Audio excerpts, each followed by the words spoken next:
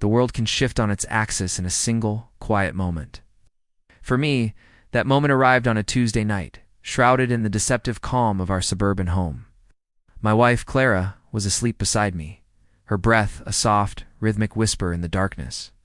We had been married for 8 years, a journey I thought was built on a foundation of trust, laughter, and shared dreams. We had a beautiful daughter, Lily, who was our entire world. From the outside, we were the perfect family. But perfection is often just a carefully constructed illusion.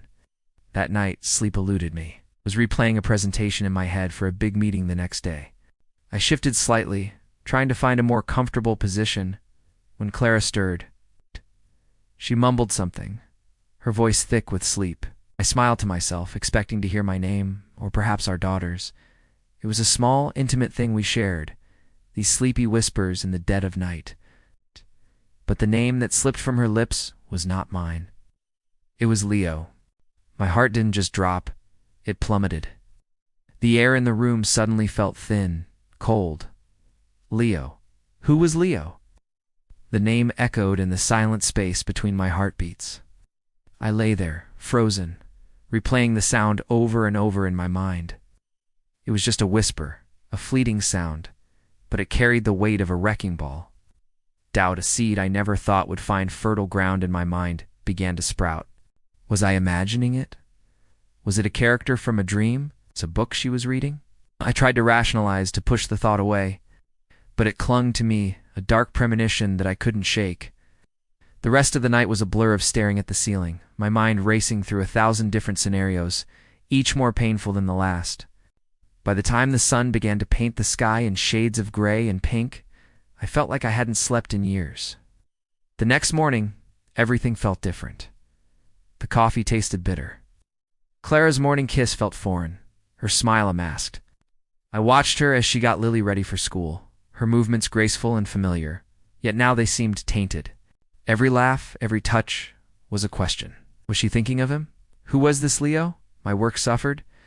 The presentation I'd been so worried about became a distant, insignificant noise.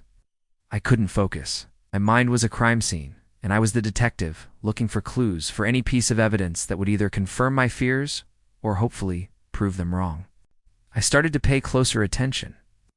Her phone, which used to lie casually on the kitchen counter, was now always with her, screen down. She had new passwords, explaining it away as a security upgrade from her work. Late-night work emergencies and drinks with the girls became more frequent. Each excuse was plausible on its own, but together they formed a suffocating web of suspicion. The breaking point came a few weeks later. Clara said she was going on a weekend yoga retreat with her friend Sarah. I had my doubts, but what could I say? Accusing her without proof would just start a war I wasn't ready to fight. So I smiled, helped her pack her bag, and kissed her goodbye, the lie tasting like ash in my mouth. But my gut screamed at me. That evening, after putting Lily to bed, I did something I never thought I'd do. I called Sarah. My hand was shaking as I dialed her number. "Hey, Sarah," I said, trying to sound casual. "Just wanted to check if you guys made it to the retreat okay." Clara's phone is going straight to voicemail. There was a pause on the other end. Retreat. Sarah's voice was filled with genuine confusion. "What retreat?" "I'm at home, Mark. I haven't seen Clara all day." The floor fell out from under me. Sarah's words confirmed my worst fears, turning the whispers in my head into a deafening roar. She wasn't at a yoga retreat. She was with him. She was with Leo. The betrayal was no longer a suspicion. It was a cold, hard fact. A wave of nausea, anger, and a profound, hollow sadness washed over me. The woman I loved, the mother of my child, had built a secret life, and I was just an unsuspecting character in her play. I spent that weekend in a daze, going through the motions for Lily's sake, but my mind was a storm. I felt a rage I didn't know I was capable of, but underneath it was a deep, soul-crushing hurt. How could she do this to me? To us? To our family? When she returned on Sunday evening, glowing and relaxed, the sight of her made my blood run cold. She walked in, talking about how wonderful the yoga was, how she felt so rejuvenated.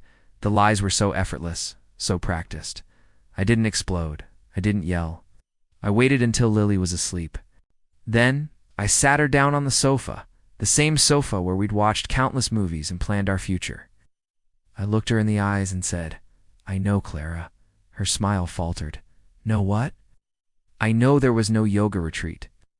I know you weren't with Sarah." I took a deep breath, the next words feeling like shards of glass in my throat. "And I know about Leo." The color drained from her face. For the first time in weeks, the mask was gone.